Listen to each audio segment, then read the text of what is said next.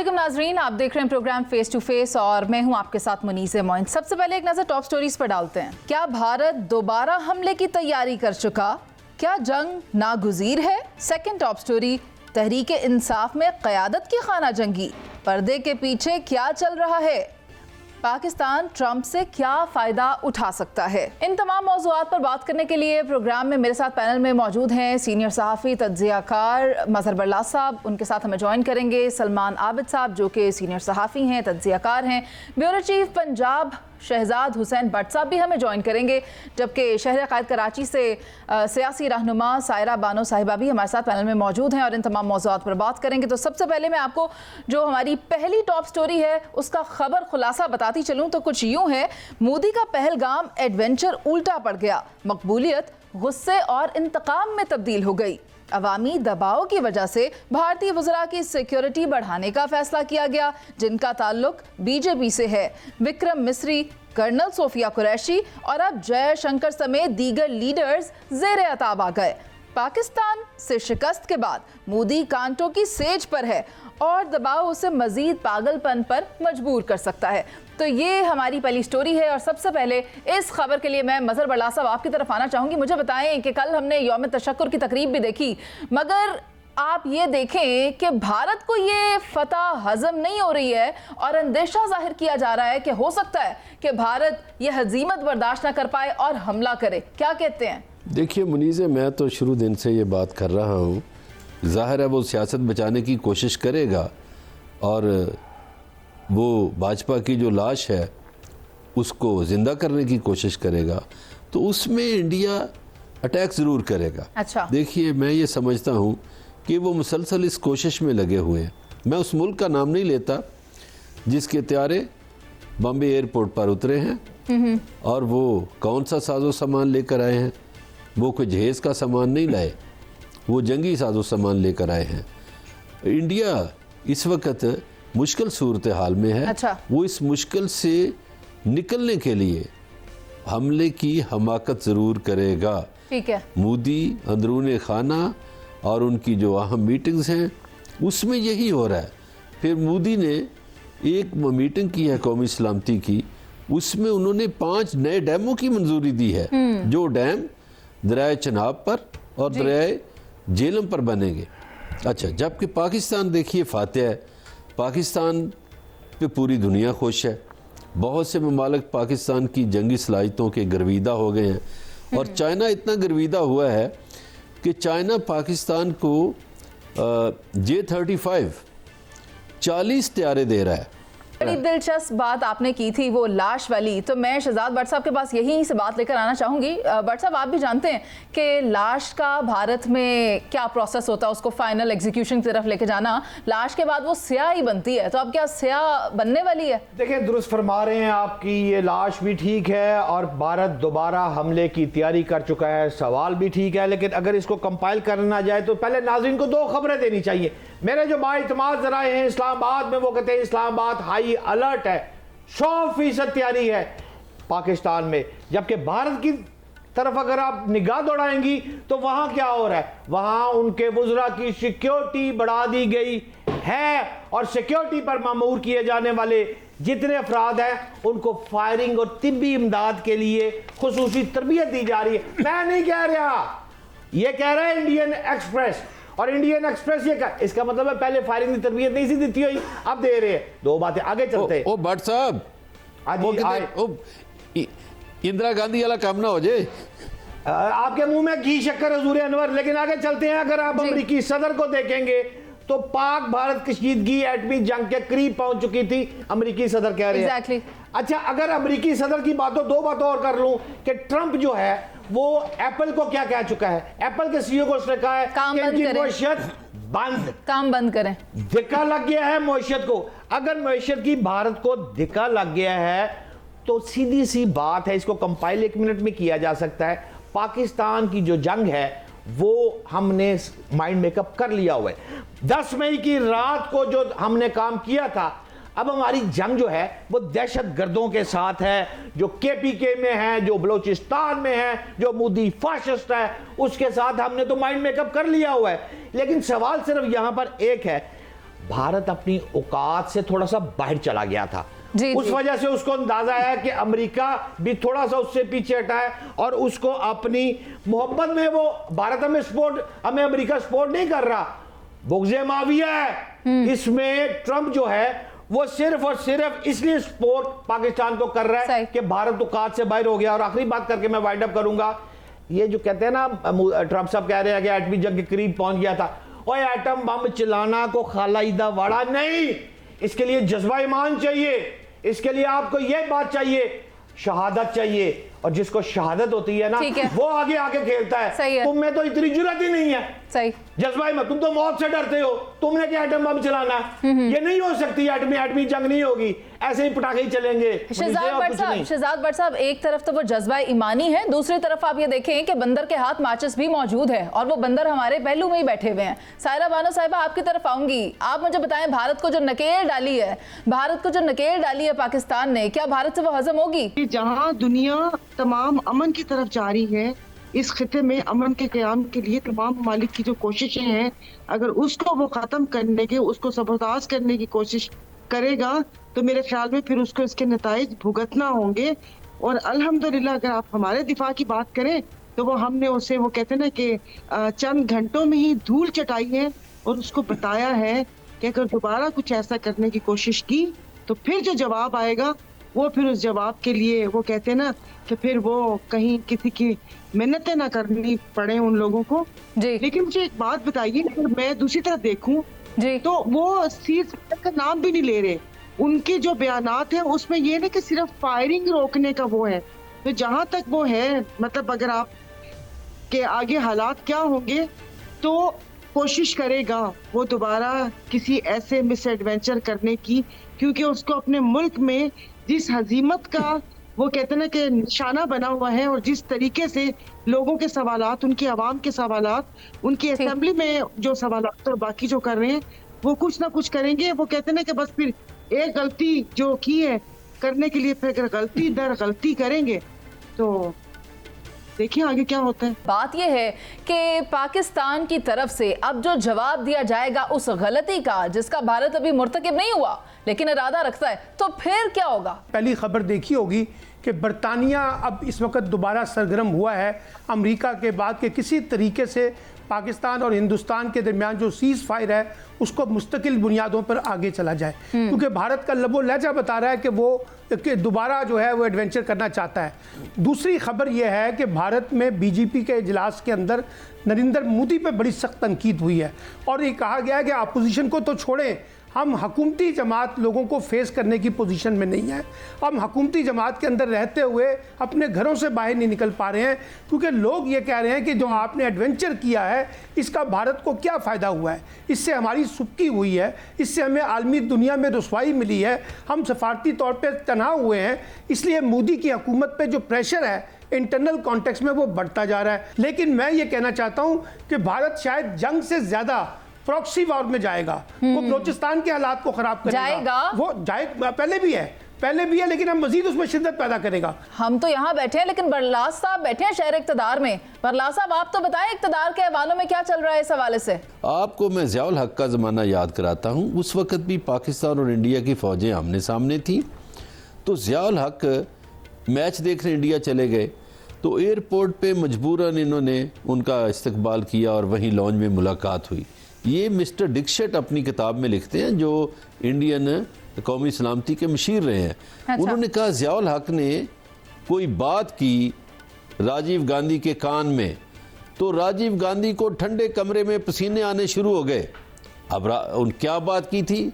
ज़ियाउल हक ने सिर्फ इतना कहा था कि जंग शौक से शुरू करो, एटमी जंग करो, लेकिन याद रखना हिंदुओं का मुल्क एक ही है दुनिया में। तो उसके बाद सारे पसीने आ गए थे, तो इसलिए ये नहीं करेंगे। दूसरा, पाकिस्तान ने टैक्टिकल वेपन्स बनाए हुए हैं, एटमी, छोटे एटमी हथियार।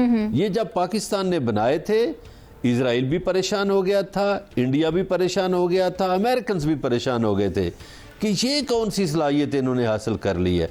तो मेरा ख्याल है उस पर तो ये नहीं जाएंगे एटमी जंग की तरफ, रवायती जंग की तरफ जा सकते हैं। ठीक है। आ जाइए अब अफगानिस्तान से ये जो प्रॉक्सी वार लड़ने की सर बातें टाइम हो बहुत रही कम है, आप 10 सेकंड और ले देखिए, लें। अफगानिस्तान को चाइना ने बहुत कुछ समझा दिया है। अफगानिस्तान में चाइना की इन्वेस्टमेंट है, चाइना वहां सब कुछ कर रहा है, तो अफगानियों को बहुत कुछ समझा दिया चाइना ने। बस मैंने यही बात करनी थी। पता नहीं ये समझाने वाला अमल इतना कारआमद होता भी है या नहीं। सायरा बानो साहिबा से पूछ लेते हैं, बताएं अगर बात समझाई जाए तो समझ आती है? भारत को तो पूरी दुनिया समझा रही है, क्या उसको समझ आएगी? पता नहीं क्या वो कहते हैं, ये बात समझ में आई नहीं और अम्मी ने समझाई नहीं। तो समझना चाहिए अब वो जिसके वो बगल बच्चे बनकर। मैं ये बात यहाँ नहीं छोड़ूंगी सायरा जी, अम्मी कौन है ये भी बता दें और उसके बाद अब्बू का भी बताइएगा। बस बहना हलवा पकाती है लेकिन वो क्यों हलवाई नहीं। तो ये टूट बटूट की खीर है। तो ये जिनके बगल बच्चे बने हुए हैं मोदी सरकार, तो वो इनको पता चल जाएगा कि आगे क्या होने वाला है क्या होने वाला नहीं है। लेकिन ये अपनी वो कहते हैं ना कि बहुत बड़ी गलती करेंगे कि जिस तरीके से प्रहलाद साहब ने कहा या उससे पहले आबिद राव साहब ने कहा कि ये प्रॉक्सी वॉर करने की कोशिश करेंगे। फिर वही बात बिल्कुल मैं उसको सेकंड करती हूँ कि चाइना ने बहुत कुछ अफगानिस्तान को समझाया हुआ है। इस वक्त अफगानिस्तान अपनी मईशत मुस्तहकम करने की तरफ जा रहे हैं वो, और मुस्तहकम हो भी चुकी है। तो वो दोबारा मेरे ख्याल में किसी पराई जंग में अपने आप को नहीं झोंकेंगे। तो ये उनको, और जो बीच में है जो सिर्फ बयानात की हद तक है कि सीज फायर करवा दिया या वो करवा दिया, क्योंकि जो ट्रम्प साहब कहते हैं, क्योंकि फिर मेरी आंखों के सामने अफगानिस्तान भी आता है, इराक वार भी आती है, मसला कश्मीर भी आता है, और इस वक्त जो गजा में हो रहा है कि कल उनके बयानात के बाद जिस तरीके से वहां पर शहादतें हुई हैं डेली बेसिस पे 60 और 70, तो मुझे ये जो कहते हैं ना कि दुनिया की जो सुपर पावर और ये जो करता धरता जो एक बसात बिछा कर बैठे हुए हैं कि वो कहते हैं ना कि ये जंग है खेल की तरह की, ये खेल है जंग की तरह का, कि कोई मोहरा रहे कि जाए, जो बादशाह है वो उस पर कभी आंच ना आए। जब उनको यूरोप की तरफ से, कनाडा की तरफ से, बाकी जगहों की तरफ से मतलब वो रिस्पांस नहीं मिला, तो उनकी जो कहते हैं ना कि वो जो रुख है वो यहाँ पर हमारे अरब ममालिक है उनकी तरफ हो गए। तो वो ही कहते हैं ना कि ना कर इतने प्यार से बात, मुझे तो दुश्मनी का गुमा होता है। तो मगर अगर प्यार से बात कर ली जाए तो हो सकता है कोई अच्छा जेस्टर आ जाए, कोई लगे कि आलमी सतह पर कोई पॉजिटिव बिहेवियर पेश किया जा रहा है भारत की तरफ से। लेकिन मैं देख रही हूँ शहजाद हुसैन भट्ट साहब बड़ी देर से चुप करके आप सबकी बात सुन रहे हैं, कौन सी बात दबाए बैठे हैं? और कोई बात नहीं, अभी आप सायरा बानो से पूछ रही हैं कि जनाब उनकी माँ कौन है, उनका प्यो कौन है, या बिन माँ बाप के, या बिन माँ बाप के होते। मैं दस देना, ये कौन सा सवाल है मुश्किल, सीधा सा सवाल है, वेरी सिंपल। फिर उन्होंने दी दाई हो, और जवाब तो लो ना सर जी, जवाब लो। जवाब सीधा इसका ये है कि भारत को आप कह रही है समझ नहीं आएगी, आएगी भारत को समझ। क्यों आएगी? पहली बात। दूसरी बात, उसका अब्बू अमेरिका है, उसकी अम्मी जो है वो इस्राइल है। अब समझ कैसी आएगी? वो पंजाबी में कहते हैं, क्या कहते हैं? मैंने नस दिए दुनिया नसाण वाला चाहिए, अच्छा। डर दिए दुनिया डराण वाला चाहिए। सिपा सलार पाकिस्तान और हुकूमत वक्त है इस वक्त, जो जमहूरियत मेरी मुल्क में चल रही है और जो प्राइम मिनिस्टर बैठा है, इसको डराना आता है। ठीक है, नहीं डराना आता शहबाज शरीफ को? बताएं आप सायरा बानो साहबा, क्यों नहीं डराना आता? वो गौ माता किधर गई? आप इस वक्त हमारे सिपा सलार का नाम ले, दिलो जान से ले, लेकिन ये जो हुकूमत बैठी हुई है, खुदा का वास्ता इसको कोई क्रेडिट देने की कोशिश मत करें। वो 5 बजे जो हमारा वजीर आजम स्विमिंग कर रहा था, यहाँ पर बॉर्डर के ऊपर जो बॉर्डर पे आबादी है वो वहां पर शहादतें हुई हैं। हमारे जवान, उनकी जिंदगी का नहीं पता था कि जो जहाज लेकर गए वो वापस आएंगे नहीं आएंगे। स्विमिंग करते हुए उनको पता चला और वो फैसले करेंगे। आप सिपह सलार का, अफवाज पाकिस्तान का नाम ले, लेकिन आप मेरे सामने इस हुकूमत वक्त का नाम ना ले, जो छोरी छुपे बिस्तरों में घुस लिहाफों में बैठ के प्लानिंग कर रहे थे। क्या जेएफ टेंडर की क्या नट बोल्ट कस रहे थे, एक लफ्ज तो मुंह से निकला नहीं। और उसके बाद जिस वक्त अफवाज पाकिस्तान अवाम के जज्बे से अल्हम्दुलिल्लाह हम ये जंग जीत गए हैं, तो क्रेडिट लेने के लिए अपने बिलों से निकल कर आ गए हैं। एक आके बोल रहे हैं कि उन्होंने अपने ताल्लुकात इस्तेमाल किए, दूसरा आके कह रहे हैं कि वो प्लानिंग कर रहे थे। हाँ, आप प्लानिंग कर रहे थे, किसके साथ मिलके प्लानिंग कर रहे थे ये मुझे नहीं पता, तो आप मोदी के साथ प्लानिंग कर रहे थे या पाकिस्तान के लिए प्लानिंग कर रहे थे? तो अच्छी भली बहस चल रही है। आप अपनी अफवाज पाकिस्तान, कल हमने योम तशक्कुर मनाया, हमें फख्र है कि वो कहते हैं कि ये जो मुल्क की जो हिफाजत है महफूज हाथों में, लेकिन आप इन हुक्मरानों का नाम मत लें, ये किसी भी काबिल नहीं है। इंतहाई काबिल एहतराम सायरा बानो, जो आप फरमा रही हैं वो आपकी राय है और वो आपकी जगह पे ठीक होगी, लेकिन सलमान आबिद साहब चूंकि हॉकी खेलते रहे हैं, बहुत एक्सपर्ट हैं, ये इनको पता है समीउल्लाह कलीमुल्लाह गोल होता कैसे है। सिपा सलार पाकिस्तान, हुकूमत, अवाम, कोई कुछ नहीं कर सकता जब तक टीम नहीं खेलती, and the whole credit goes to team. ये टीम का क्रेडिट होता है। आप जरा एक फिक्रा याद करें, क्या कहा है ट्रंप ने? उन्होंने कहा मुझे जिंदगी में जिस काम पर सबसे ज्यादा पजीराई मिली है वो है पाक भारत जंग को रुकवाना। यानी पाकिस्तान कितना इंपॉर्टेंट मुल्क है, और ये जब भी जीतेगा टीम खेलेगी, लेकिन इसमें टीम के बगैर कोई नहीं जीत सकता। लेकिन इसमें सलमान आबिद साहब की राय ले लेते हैं। बात यह है कि टीम भी खेलेगी, और पाकिस्तान ने इस वक्त जो कुछ किया है, हमें इसमें किसी एक दूसरे के बारे में उलझने की ज़रूरत नहीं है और ये कहें कि किसका क्रेडिट कम है और किसका क्रेडिट ज़्यादा है। पाकिस्तान को बरतरी मिली है, ये तस्लीम करें, पहली बात तो ये है। दूसरी बात यह है कि मज़हर बरलास ने एक बात की कि चाइना ने अफगानिस्तान को समझा दिया है। तो भाई बात यह है कि चाइना ने अफगानिस्तान को समझा दिया, अमेरिका ने भी अफगानिस्तान को बहुत कुछ समझा दिया है। आपके ख्याल के मुताबिक सर यहाँ बात वाइस वर्सा है, यहाँ बात वाइस वर्सा है। तो मैं कह रहा हूँ इसलिए कि अफगानिस्तान को आप इतना आसान ना समझें।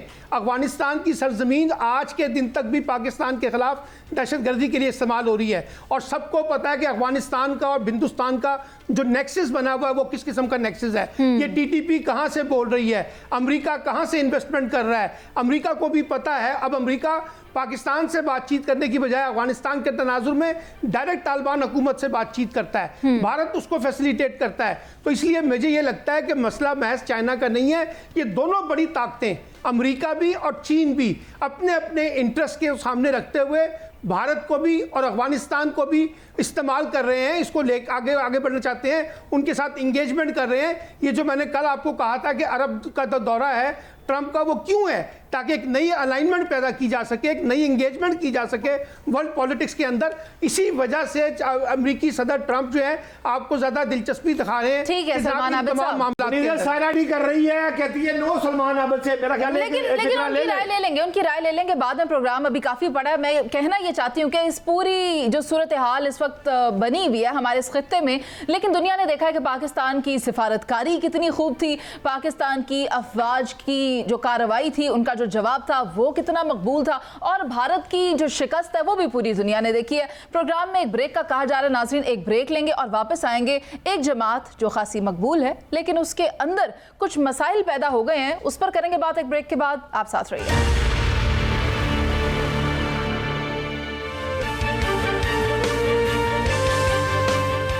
Welcome back. और हमारी दूसरी टॉप स्टोरी है कि तहरीक इंसाफ में जो क़यादत है उसमें खाना जंगी देखने में आ रही है। पर्दे के पीछे क्या चल रहा है, इस खबर को मैं ज़रा आपको मज़ीद एलेबोरेट कर देती हूँ। तहरीक इंसाफ भारत से सीज़ फायर के बाद सियासी सीज़ फायर का बयानिया चला रही है, लेकिन तहरीक इंसाफ के अंदर खाना जंगी थमने का नाम ही नहीं ले रही। कहीं जुनैद अकरम और गंडापुर के खिलाफ इख्तलाफात, तो कभी कमल शोजब और अलीमा खान के किरदार पर खुलकर बातचीत सामने आ रही है।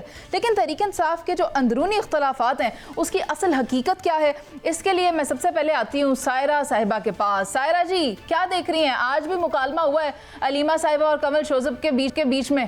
पार्टीज में तो ऐसी बातें चलती रहती हैं।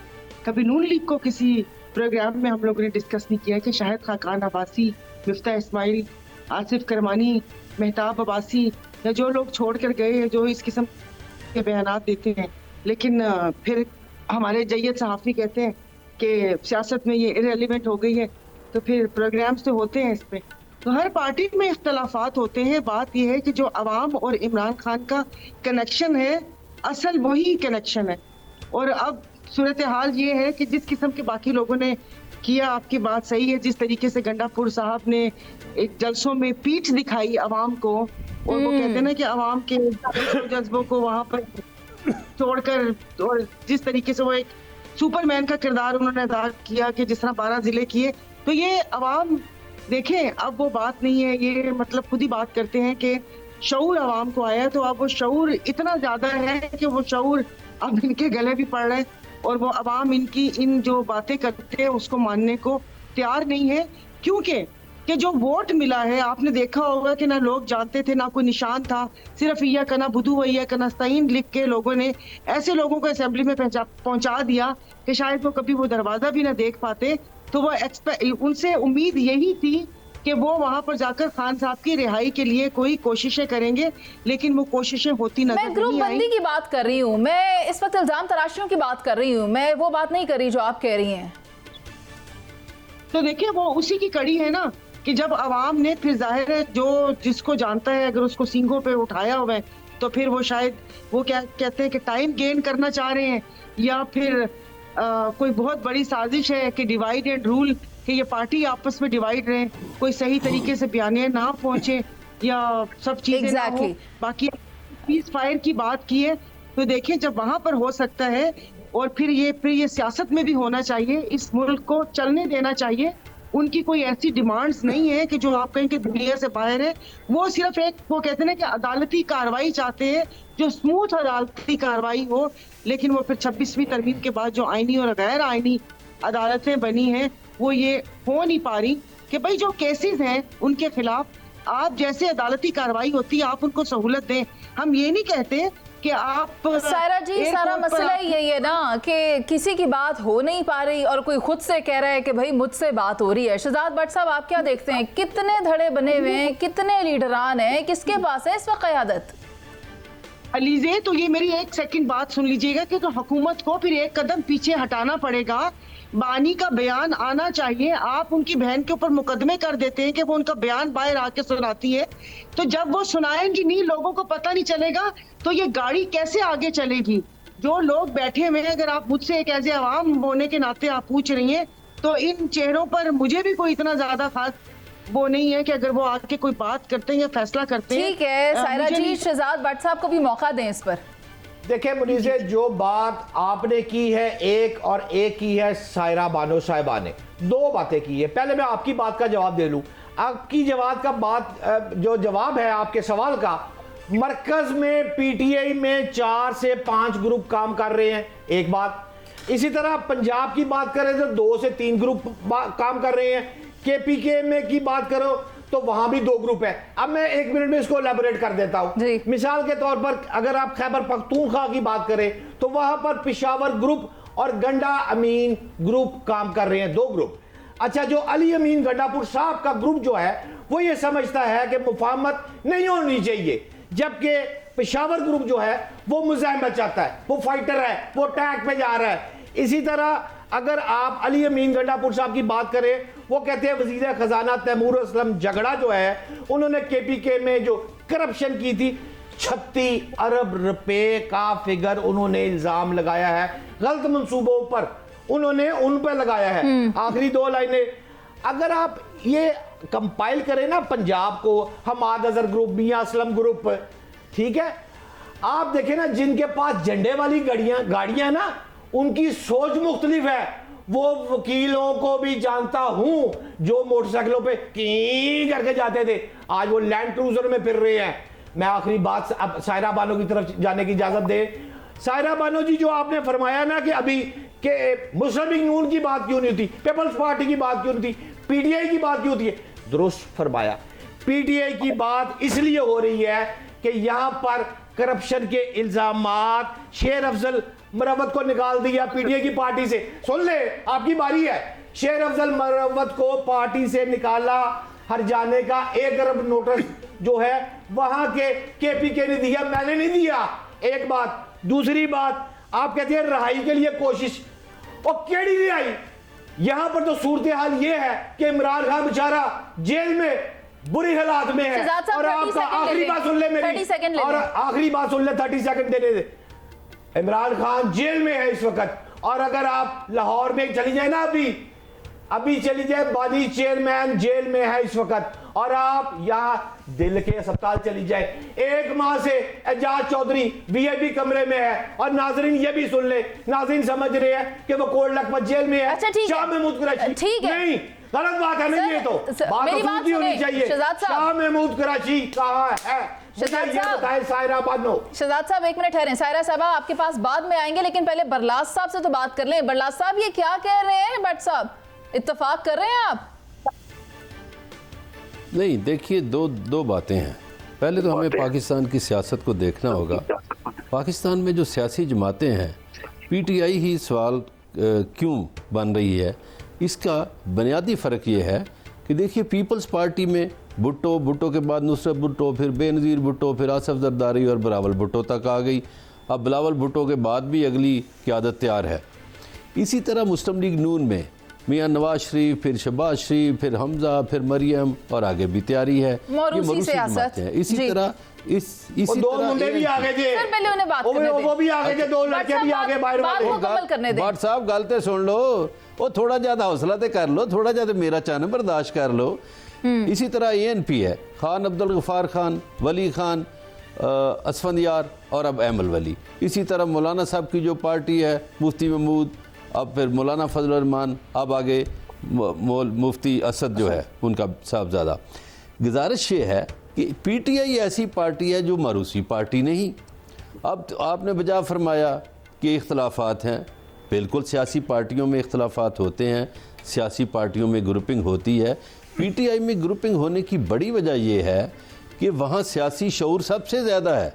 वहाँ के कारकुन किसी की दो नंबरी बर्दाश्त नहीं करते, वहाँ के कारकुन किसी की दोगली पॉलिसी बर्दाश्त नहीं करते, खा वो वज़ीर आला ही क्यों ना हो, खा वो स्पीकर ही क्यों ना हो, या कोई बड़ा लीडर ही क्यों ना हो। पता नहीं मुझे उस्मान बुज़दार वाला वाकया क्यों याद आ रहा है। ज़्यादा बाशऊर हैं वो कारकुन। गुजारिश सुनिएगा, उस्मान बुज़दार तो अब किस्सा परीना हो गया, माजी का किस्सा है। अब ये देखिए, जब पहले भी PTI में ग्रुपिंग थी, अब भी है। ये ग्रुपिंग जितनी भी हो जाए, ये बौने जितने भी मर्जी दावे कर लें, शेर अफजल मरवत कर ले, गोहर कर ले, अली मीन गन्नापुर कर ले, सारे ही कर रहे हैं बरलास साहब। सारा मसला ये है कि अगर ये माजी से नहीं सीखेंगे तो फिर मुस्तकबिल में क्या करेंगे। सलमान आबिद साहब की बारी है, उन्हें भी शामिल गुफ्तगू कर लें, थोड़ा भाईचारे का मुजाहरा यहाँ भी कर लें। सलमान साहब देखिए, एक बात तो जेन्युइन है, हमें ये तस्लीम करना पड़ेगा कि PTI के अंदर लड़ाइयाँ हैं। कुछ लड़ाइयों की नोयत शख्सी है, यानी कोई एक दूसरे की शक्ल बर्दाश्त करने के लिए तैयार नहीं है। लेकिन जो एक बुनियादी लड़ाई है वो है इस्टेब्लिशमेंट की हिमायत और इस्टेब्लिशमेंट की मुखालफत। एक बड़ा धड़ा ये समझता है कि हमें इस्टेब्लिशमेंट के साथ मिलकर काम करना चाहिए और इस्टेब्लिशमेंट से सुलह का रास्ता निकालना चाहिए। मुज़ाहमत इस्टेब्लिशमेंट के ख़िलाफ़ मुमकिन नहीं है। जबकि दूसरा धड़ा ये कहता है कि ये बात आसानी से नहीं निकलेगी, हमें इस्टेब्लिशमेंट के ख़िलाफ़ भरपूर मुज़ाहमत दिखानी होगी, और कुछ लोग दिखा भी रहे हैं। अच्छा, अब ये लड़ाई है। अब सवाल ये है कि लड़ाई जो है वो इस नोयत में पहुँच चुकी है कि इमरान खान ये कहते हैं कि वो इस्टेब्लिशमेंट के किसी से बातचीत नहीं करेंगे, और हुकूमत से तो बातचीत का सवाल ही नहीं पैदा होता, क्योंकि उनके पास मैंडेट नहीं है, कि जाली मैंडेट है। तो अब अगर इस्टेब्लिशमेंट से बातचीत करनी है तो इसका मतलब ये हुआ कि आप खुद इनवाइट कर रहे हैं इस्टेब्लिशमेंट को कि वो आके बातचीत करें। और फिर एक मंतक ये दी जाती है कि क्योंकि इख्तियारात उनके पास हैं, इस्टेब्लिशमेंट के पास ताकत उनके पास है, फैसला उन्होंने करना है, तो फिर उन्हीं से ही फैसला करवाया जाए। शहबाज शरीफ साहब कहाँ फैसला करेंगे? तो इसलिए ये जेन्युइन जो इस वक्त मसाइल PTI के अंदर आ रहे हैं वो हमें नज़र आ रहे हैं। लेकिन इसका नुकसान क्या हो रहा है? PTI का वर्कर जो है वो PTI से नाला है, वो PTI की जमात से नाला है, वो PTI के लीडरों से नाला है, तो उसका राब्ता नहीं है ना। तो इस वजह से पार्टी के अंदर जो इस वक्त जो कुछ नजर आ रहा है वो एक जेन्युइन है, यानी कि वो नजर आ रहा है कि एक रिएक्शन मौजूद है पार्टी के अंदर। फिर आप ये देखें, हर बंदे की बोली बिल्कुल मुख्तलिफ है। एक शख्स आकर एक और बात करता है, दूसरा शख्स आकर उसको एक और तरीके से बयान करता है, तीसरा किसी और तरीके से बयान करता है। एक आके कहता है कि अलीमा खान पार्टी के लिए नागुज़ीर हो चुकी, दूसरा कहता है नहीं बुशरा बीबी पार्टी के लिए नागुज़ीर है, तीसरा कहता है नहीं जी बैरिस्टर गौहर नागुज़ीर है। इन हालात में अगर आपने पार्टी के अंदर डिसिप्लिन कायम ना किया तो फिर ये पार्टी का जो शराजा है वो इसी तरह खराब हो। डिबेट को ओपन करना चाहती हूँ और चाहूंगी सायरा जी आप इस बात से इख्तलाफ करती हैं? तो देखिए, एस्टेब्लिशमेंट से झगड़ा, ये लफ्ज़ ही गलत है। एस्टेब्लिशमेंट से किसी का भी झगड़ा नहीं है। एस्टेब्लिशमेंट के जो तो वो सियासत में जो किरदार है उस किरदार से झगड़ा है। अभी भी तो आपने देखा ना कि इस जंग के उसमें पूरी कौम सीसा फलाई दीवार बनके अपनी अफवाज के साथ अपने दिफाई उसके साथ खड़ी थी। जो किरदार सियासत में है, एक तरफ से हमें सुनने को मिलता है किरदार नहीं है, फिर दूसरी तरफ से आपने देखा होगा मुनीफ फारूक या 4-5 के और नाम लूं कि जब वो आके बताते हैं, जब अभी नेशनल सिक्योरिटी हुई थी, एक सेकंड मुझे दीजिएगा, तो उन्होंने एक बयान, उनका ट्वीट उन्होंने की थी कि कोई बैठे या ना बैठे, जहां फैसले होने थे वो ले लिए गए। कोई अब वो क्या कहते हैं कि आए तो बिस्मिल्लाह, ना आए तो 125 बिस्मिल्लाह। जब इस किस्म के बयानात आएंगे तो आप मुझे बताएं कि ये क्या सियासी फिजा है। अब जब मेरी सिर्फ प्लीज मुझे बोलने दीजिएगा कि डिबेट ओपन है, कोई भी बोल सकता है। जो जंग का वाकया हुआ था उसमें मतलब जो सोशल मीडिया वॉरियर्स थे, जो सोशल मीडिया मतलब किस तरीके से बयानियां बनाया और जंग की, और ये वो जैसे ही सीज फायर हुआ, आपकी पंजाब सरकार का ट्वीट आता है कि हम 9 मई वाले नहीं हैं, याद है ना। अब बंदा पूछे किसको याद करवा रही है बीबी कि हम 9 मई, ऐसे तो हमें 12 अक्टूबर भी याद है कि इतने पैसेंजर्स की जिंदगी स्टेक पे लगी। बस सायरा जी, मैं तो कहती हूँ अगर किसी को याद रखना है ना तो वो 10 मई याद रखे। और ये जो इख्तलाफात हमें नजर आ रहे हैं, ये इख्तलाफात महज सिर्फ तबाही की तरफ ही जाएंगे। अगर बाहमी मुशावरत से मुल्क की मुफाद में फैसले किए जाएं तो बेहतर होंगे। आपसी इख्तलाफात भी खत्म किए जाने चाहिए। अलीजे, इधर हमारे गवर्नर साहब वो फिर कह रहे हैं कि जो 9 मई की फंडिंग हुई है वो इंडिया ने की है, वो नया सायरा जी, वक्त खत्म हो गया हमारा। आपका पॉइंट हमारे पास आ गया है और हमें अगले सेगमेंट की तरफ भी जाना है, तो मैं इस गुफ्तगू को यहीं ख़त्म करूंगी कि इन ग्रुपों की जो ख्वाहिशात हैं, जो तरजीहात हैं, जो एजेंडाज हैं, अगर वो इसी पार्टी की अगर हम बात करें तो वो पार्टी के हक में हो तो वो ज़्यादा बेहतर है, लेकिन यहाँ पर सूरत हाल कुछ और दिखाई देती है। खैर, एक ब्रेक पर चलते हैं और वापस आएंगे, जिसके बाद हम बात करेंगे कि पाकिस्तान ट्रंप और अमरीका से क्या फ़ायदा उठा सकता है मुस्तकबिल में। वापस आते हैं, आप साथ रहिए।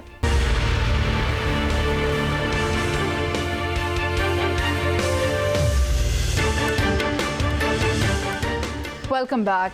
हमारी जो थर्ड टॉप स्टोरी है उसमें हम बात करने जा रहे हैं कि पाकिस्तान अमेरिका और अमरीकी सदर से क्या फ़ायदा उठा सकता है। तो मैं इस खबर को ज़रा एलाबोरेट कर देती हूँ कि ऐसे वक्त में जब पाकिस्तान अमेरिका की तवज्जो का तलबगार था, ट्रंप का एक हफ्ते में पाकिस्तान की 3 मरतबा तारीफ़ करना और उसे ट्रेड की दावत देना कितनी अहमियत का हामिल हो सकता है। ट्रेड डील्स और बरामदाद, सीपैक के मुकाबले में सरमायाकारी की दावत, अफगानिस्तान के तनाजुर में स्ट्रेटेजिक अहमियत और पाकिस्तान के प्रोफेशनल्स के लिए नौकरी और इमिग्रेशन के मौके समेत और क्या क्या हो सकता है। सलमान आबिद साहब, क्या देखते हैं? देखिए, सफारती और डिप्लोमेसी के महाज पे इस हालिया पाकिस्तान भारत कशीदगी के दौरान जो पाकिस्तान को स्पेस मिली है उसका बड़ा फ़ायदा हुआ है पाकिस्तान को। और अमेरिका ने जिस तरह से कश्मीर के बारे में ट्वीट किया, जिस तरह से कश्मीर के बारे में सालसी की पेशकश की, तजारत की बात की, दो तरफ़ा ताल्लुकात की बात की, मैं समझता हूँ कि स्पेस तो क्रिएट हुआ है। अब देखिए हमने करना क्या है, हमें बुनियादी तौर पर अमेरिका को ये रियलाइजेशन करवानी है कि उसका जो बहुत ज़्यादा झुकाव भारत की तरफ है वो रखे, लेकिन ये झुकाव पाकिस्तान दुश्मनी की बुनियाद पे नहीं होना चाहिए। पाकिस्तान के जो तहफ़्फ़ुज़ात हैं, पाकिस्तान के जो कंसर्न्स हैं, पाकिस्तान की जो भारत के बारे में अंडरस्टैंडिंग है, उसको भी भारत स्पेस दे, एक बात। दूसरा, कश्मीर के मसले पे वो कोई हल निकालने की बात करे। तीसरा ये कि वो भारत पे जोर दे कि बामानी मुज़ाकरात का रास्ता इख्तियार किया जाए। और टेररिज्म दोनों मुल्कों का मसला, ये सिर्फ हिंदुस्तान का मसला नहीं है, और दोनों मुल्कों के दरमियान टेररिज्म को डील करने के लिए एक ज्वाइंट मैकेनिज्म टेररिज्म को डील करने का बनना चाहिए। उसमें भारत को इनिशिएटिव लेना होगा, पाकिस्तान को इनिशिएटिव लेना होगा, और ख़ास तौर पे इस रीजन की जो पॉलिटिक्स है इस पे अमेरिका को पाकिस्तान के जो कंसर्न्स हैं उनको अंडरस्टैंड करते हुए पाकिस्तान को स्पेस देनी चाहिए। ये जो कल तक एकतरफा कार्रवाई चल रही थी ना कि जी हिंदुस्तान इस इलाके का चौधरी है, हिंदुस्तान की इस इलाके के अंदर बालादस्ती है, पाकिस्तान ने अपनी अहमियत मनवाई है, ये बात पाकिस्तान को उसको क्रेडिट देना चाहिए। ये बात पुरानी हो गई। अच्छा सायरा जी, आपकी तरफ आती हूँ, 1 मिनट ही है हम सबके पास, तो मैं चाहूंगी आप बता दें कि क्या करना चाहिए इसमें, पाकिस्तान का क्या किरदार होना चाहिए, पाकिस्तान को क्या करना चाहिए? अब अभी इन्होंने कहा कि वो इतना झुकाव, अभी छोड़े इतना झुकाव, हमने क्या करना, घोड़े की ना अगाड़ी अच्छी ना पिछाड़ी अच्छी। तो अगर वो मौका नहीं गया, हम ये तो आपने जो बातें की ये तो आपने सिफारती हिसाब से बताई, हम अवामी बंदे हैं, मैं अवाम की बात करूंगी। हम अगर चांस है तो हम जैसे इजिप्ट ने किए, हम अपने डेब्ट जीरो करवा सकते हैं, हम IMF में रिलीफ ले सकते हैं, बजट आने वाला है, हम अवाम को सुपर रिलीफ दे सकते हैं। क्योंकि ये सारी बातें या जो सफारती ताल्लुकात या दिफाई मुआहद वो देखने वाले देख रहे हैं। अब जो 25 करोड़ हैं, हम थोड़ा उनका भी सोच लें। तो ये अगर आप कह रहे हैं कि क्या फायदा लिया जा सकता है, मैं तो कह रही हूँ कि जो डेप्ट है वो जीरो करवा सकते हैं, जैसे बाकी मुल्कों ने करवाया। मुझे इजिप्ट का ही याद है कि जैसे उन्होंने करवाया।